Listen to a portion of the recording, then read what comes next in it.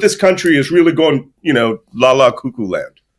Yeah. So let me jump around for a quick second and ask you, do you think that the press has tipped the scales for or against Israel? Because I know that you were recently there as well.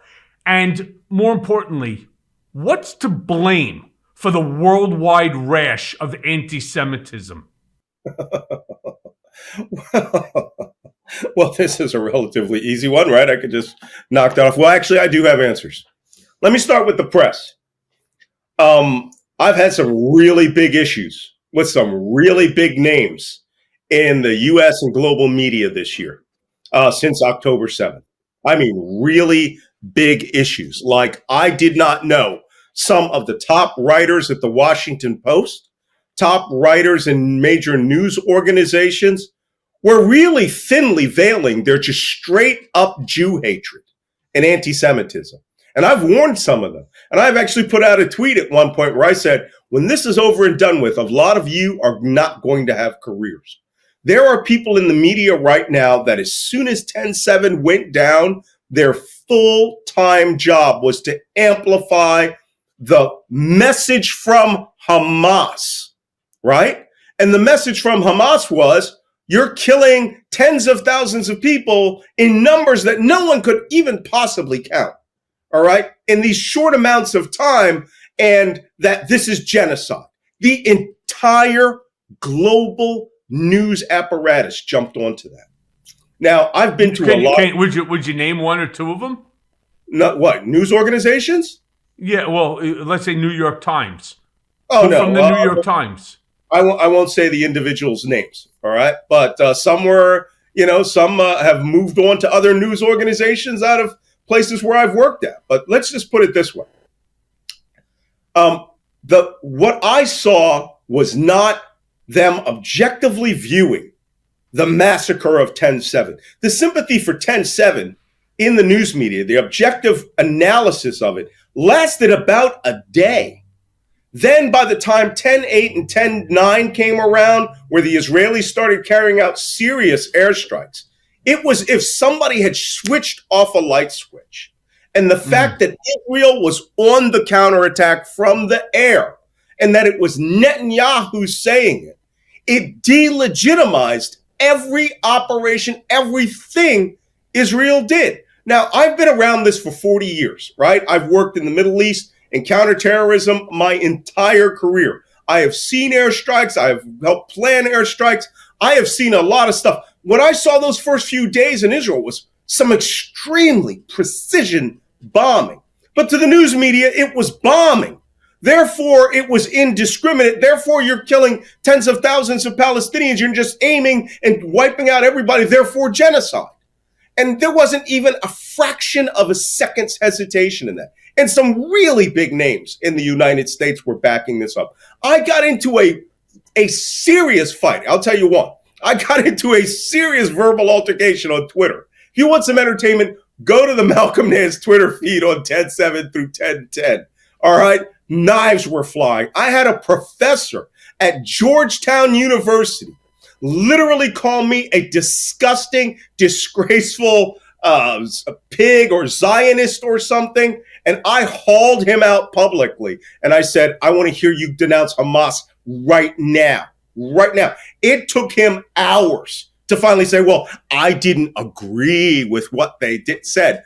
The mass murder, the invasion of Israel, the mass murder of all of these civilians is heinous. The United States, when we had 3,000 of our citizens burned to death, we were in the Middle East for 20 years or 40 combined years, if you want to put that together with Iraq or Afghanistan, Syria, and that Israel could not defend itself became the immediate overriding theme of the news media. Let me tell you something. I lived in the Muslim world my whole life. I speak Arabic, multiple dialects. I've lived in that part of the world. I've been to the West Bank. I hadn't been to Gaza, but I've been to West Bank. I've been to Lebanon, Syria, Jordan, Egypt, Yemen. Did I miss any? Saudi Arabia, every country in that region I've lived in or I've worked in, but I have never seen anything like the pile on, that went on after 10/7, and it had one factor. Look, I'm an intelligence guy. My job is to determine the single, the most common denominator, and the most common denominator of all criticism was that there was the Jews doing this. And when the Syrians killed 600,000 of their own citizens, yep, tens and tens of thousands of children, gassed them with sarin and mustard nerve gas, not one protest.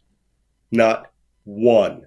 And at the exact same time as 10/7 went down, Sudan was undergoing a crisis where 6.5 million people were being forced to move, right? With tens of thousands of them had already been killed in the civil war between two warring factions, one run by Russia. Not a word. This is where if it ain't Jews, it ain't news. And I'm going to tell you from the bottom of my heart, I firmly believe this now, right? The level and depth of anti-Semitism I did not know existed amongst people who were my friends, people who call themselves progressives, people who call themselves, open-minded thinkers.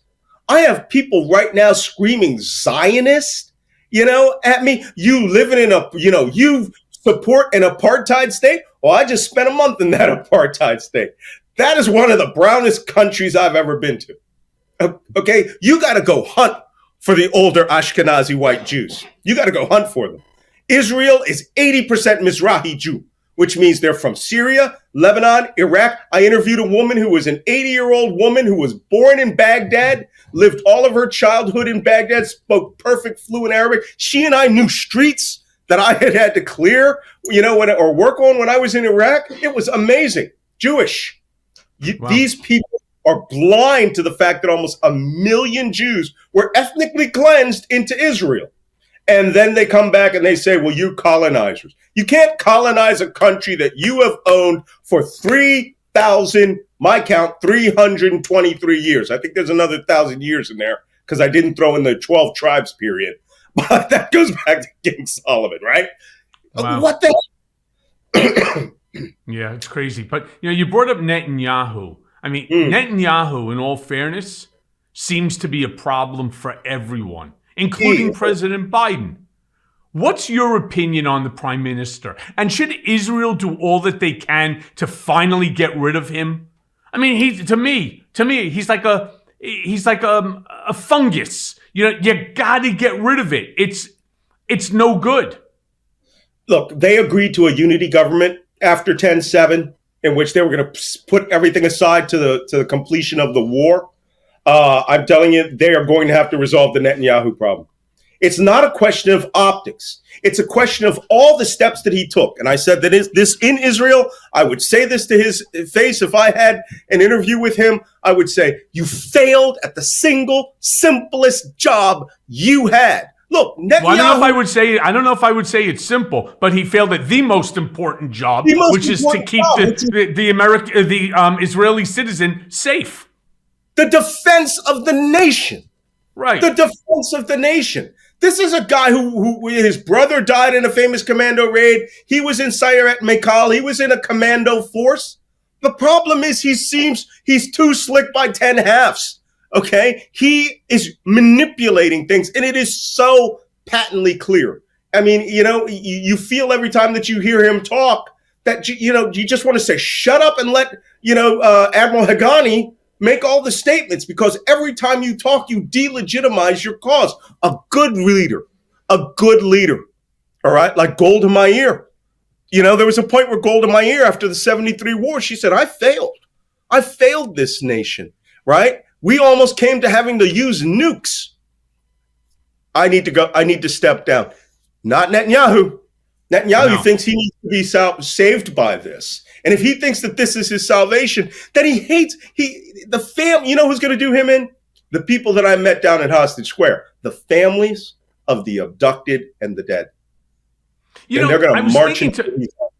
Yeah, I was thinking to myself, if I was like the PR crisis manager for the Palestinian Authority, I would turn around and I would say, to Hamas, or if I was the PR crisis for Hamas, give the hostages back. Mm-hmm. The second you give the hostages back, any further action by Israel would be seen by the world as unnecessary and overly aggressive. I don't think Netanyahu would stop, by the way, right? But the notion that we're doing it in order to get back the hostages, dead or alive, I think is bullshit by Netanyahu. First of all, my heart goes out to all of the innocent, and it's Israeli, Palestinian alike. The thing that saddens me, I have not heard one imam, not one, come out and actually hold Hamas, not Palestine, not the Palestinian people, but hold Hamas accountable for murder, rape, torture, hostage taking, etc. I haven't. And that's sad, because if it was the other way around, I assure you, you would have rabbis from every faith, right? From, you're talking about Orthodox, conservative, Satmar, you'd have from the Lubavitch, you would have Jews coming out and saying, this is not right. This should not be, this should not happen. And, you know, we'll do everything that we can to help stop it. Well, that's absolutely right. You know, I put a tweet out about a week ago, experimental tweet, where I said, if you want this to be a ceasefire, I agree that there should be a complete and total ceasefire on the three following conditions. Hamas ceases fire, Hamas surrenders, Hamas releases the hostages. This war would end that tomorrow. Yep. Instant. No, not even. It would be ceasefire across a line, you know, all hands. Stop. Ceasefire. Walk out. What I found in the Free Palestine movement that upsets me more than anything, because like I said, I've lived in the Muslim world my whole life. I have fired the machine gun at over a dozen of my guys' weddings in Iraq, and Iraq and in other parts of the Middle East. I lived and just moved back from 10 years in Abu Dhabi. And I've worked and lived in every one of those countries, from Afghanistan to Morocco, right? Love them. Love the food, love the people, right? I can get all that food and people in Israel, all in one spot. But what I found fascinating is not one of them would come out and call for ceasefire from Hamas. Not one of them. None of them would say it's incumbent upon both combatants, or would incumbent upon Hamas to stop terrorism. None of them. They tacitly approve this. Many of them fully approve when they say resistance at any and all costs. That is full endorsement. Here's where I'm going to make a prediction, because I said this a little bit earlier. I sort of touched on it because I was shooting the gun. You know, when this happened with ISIS, Americans who said, I want to go join ISIS. I support ISIS. I'm going to get out and make videos in support of ISIS. They immediately ran afoul of a law called material support to a terrorist group. Hamas is a designated terrorist group in the United States.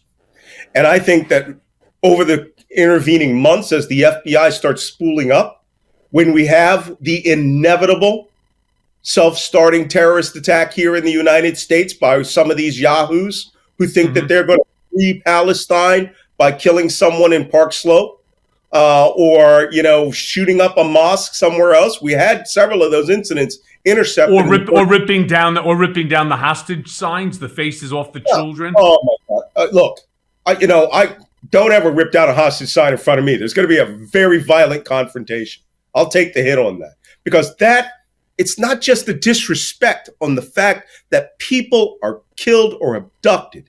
It means you have no respect for them as human beings. Look, I ran the military's hostage survival school for 4 years, right? And the first component of a terrorist hostage is to be dehumanized so they can be executed. Of course. And these people are advocating the dehumanization, and they're showing their support from the United States. So you rip down a hostage poster in front of me, it's going to be trouble. So, hey, Malcolm, let me ask you then. Tell me, how do you think that President Biden has navigated the war in Gaza? I mean, is he doing enough?